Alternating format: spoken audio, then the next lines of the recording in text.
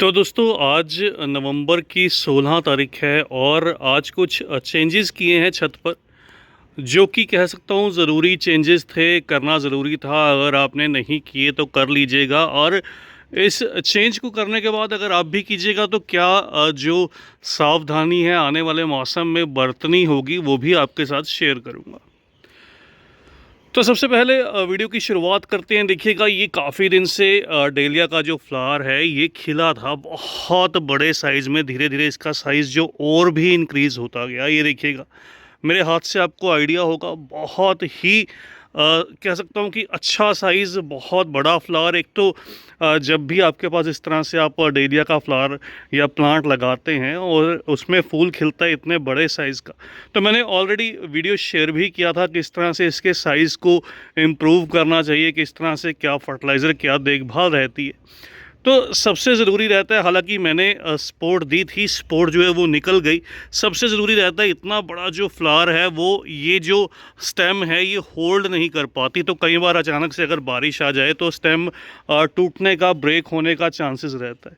तो इस वजह से ऐसे एक स्टिक लेकर आप इसको बांध दीजिए, वो बहुत ज़रूरी रहता है। उससे पौधा जो है वो सेफ़ रहता है।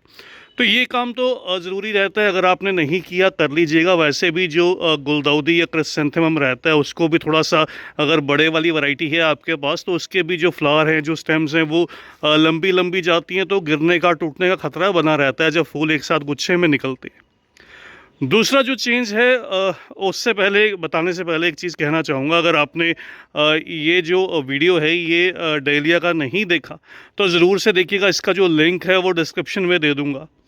दूसरा, चलिए जो चेंज है वो भी बताता हूँ। कई बार हम कुछ काम करते हैं अपने बेनिफिट के लिए, लेकिन किसी किसी मौसम में उसका जो है वो नुकसान सा रहता है, या कह लीजिए बेनिफिट नहीं मिलता, नुकसान भी नहीं रहता। खैर, बेनिफिट नहीं मिलता जिसको सोचकर वो काम किया जाता है। तो आप सबको याद होगा, कुछ समय पहले जो पुराने व्यूअर्स हैं जिन्होंने पहले वीडियोस देखी हैं, तो ये जो शेड है 15 बाय 15 का या 14 बाय 15 का, इस तरह से कुछ साइज़ है इसका। ये मैंने छत पर बनवाया था मानसून के दौरान हमारे यहाँ पर खैर फ्लड भी आया था। तो बारिश बहुत ज़्यादा रही थी इस बार, लगातार 3-4 दिन बारिश चली थी। तो मुझे डर रहता था कि मेरे जो अडेनियम के पौधे हैं उनको रॉट ना हो जाए, रूट रॉट या स्टेम रॉट जो है वो। इतनी लंबी बारिश जब चलती है तो बहुत चांसेस रहते हैं उससे, क्या है, बहुत ज़्यादा जब मॉइस्चर, बहुत ज़्यादा जब पानी मिलता है लगातार इन पौधों को, और आपकी मिट्टी में कहीं पर फंगस आ जाए तो ये पौधे कई बार गल जाते हैं। तो इस कारण से मैंने यहाँ पर जो शेड है ये बनवाया था, और इसके नीचे जो प्लेसमेंट है वो सारे प्लांट्स की कर दी थी। लेकिन अभी क्या है, इसका एक कह सकता हूँ कि नुकसान कह लीजिए, या बेनिफिट जो मिलना था वो नहीं मिल पा रहा। अभी क्या हुआ, अभी सर्दी के मौसम में तो क्या है कि धूप थोड़ी सी कम रहती है, गर्मी में बहुत ज़्यादा रहती है। तो गर्मी में तो खैर कॉर्डेक्स जो है कई बार इनके कह लीजिए कि सनबर्न हो जाते हैं, जल जाते हैं ज़्यादा तेज़ धूप रहने से। क्योंकि हमारे यहाँ पर जो टेम्परेचर है वो लगभग कह सकता हूँ कि 44-45 डिग्री के आसपास गर्मी के मौसम में ख़ास तौर पर पहुँच जाता है।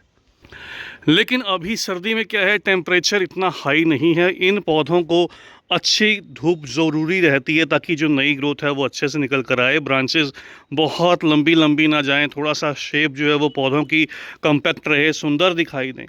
तो अभी क्या नुकसान हो रहा था, नुकसान ये हो रहा था कि इन पौधों को इस बड़े शेड की वजह से, देखिए इधर से सूरज निकलता है, अभी जो सनलाइट है वो डलना स्टार्ट होती है, लेकिन आफ्टरनून की जो सनलाइट है वो ना तो इनको, जो इस तरफ मेरे यहाँ पर प्लांट्स पड़े थे, ना तो इनको दोपहर की धूप मिल पा रही थी। क्योंकि जब दोपहर को सूरज उधर की साइड में आता है तो शेड की वजह से इधर धूप नहीं पड़ती थी।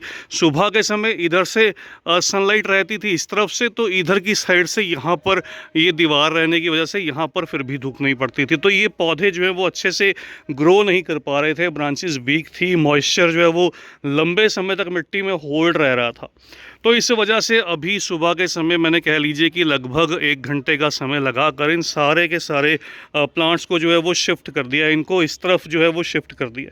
तो ये प्रोसेस बहुत ज़रूरी था। देखिएगा, लगभग 200 के आसपास ये प्लांट्स हैं जो यहाँ पर मैंने इस तरह से जो है वो शिफ्ट कर दिए। कुछ 8 इंच पॉट में है, कुछ 6 इंच पॉट में है।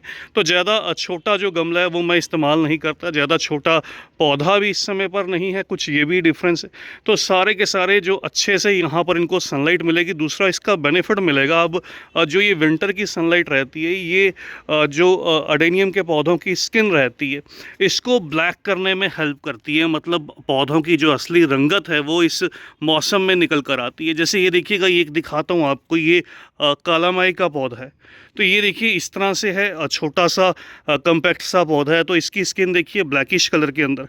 तो ये जब आप कलर चाहते हैं पौधे में से और कुछ फूल चाहते हैं, तो इसको सनलाइट मिलना बहुत ज़रूरी है। तो सनलाइट की डेफिशिएंसी थी उस तरफ, तो यहाँ पर शिफ्ट किया।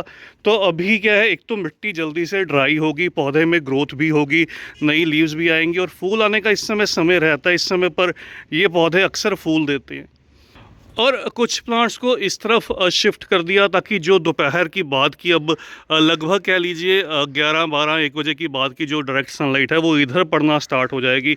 तो स्टैंड पर तो देखिए अभी थोड़े से प्लांट हैं इस तरफ, और नीचे की साइड में कुछ मैं प्लेसमेंट कर दूंगा। कुछ जो प्लांट सेल किए थे उनके ये पॉट खाली कर दिए थे, और यहाँ पर सारा एरिया जो है वो बिल्कुल खाली कर दिया, बिल्कुल साफ़ सुथरा कर दूंगा। एक तो साफ़ सफाई यहाँ पर हो जाएगी।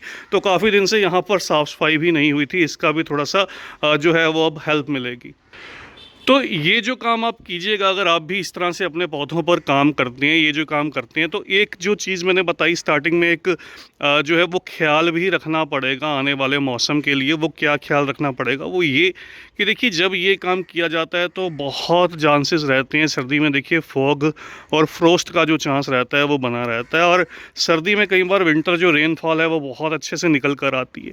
तो वो 2-3 दिन की कई बार हमारे यहाँ पर मौसम में बारिश होती है, तो उसका पहले से जो है वो ध्यान रखना पड़ेगा। उसके चलते अगर बारिश हुई तो इन पौधों को फिर से जो है वो शिफ्ट करना पड़ेगा। तो भाई ये थोड़ा सा सर्दी की बारिश को नहीं झेल पाते, सर्दी की बारिश में रॉट हो जाते हैं। जिनको भी मैंने प्लांट्स भेजे हैं वो थोड़ा सा इस चीज़ का ख्याल रखिएगा। जो इस वीडियो को देख रहे हैं, आपने कहीं से भी पौधे लिए हों, चाहे नर्सरी से लिए, चाहे बीज से लगा लिए, तो ये चीज़ आपको हमेशा ख्याल रखना पड़ेगा। अगर आपके एरिया में ज़्यादा सर्दी रहती है तो ज़्यादा सर्दी में लगातार बारिश से कई बार ये जो पौधे हैं ये रॉट हो जाते हैं। तो इस कारण से इन पौधों को उस समय पर जो है वो बचा कर रखना होगा।